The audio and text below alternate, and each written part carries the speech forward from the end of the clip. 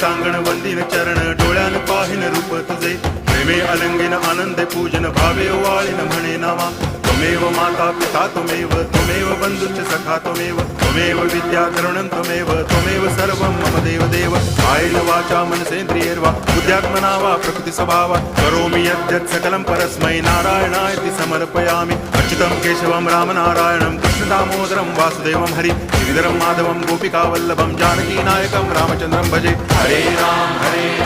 Ram Ram Hare Hare Hare Krishna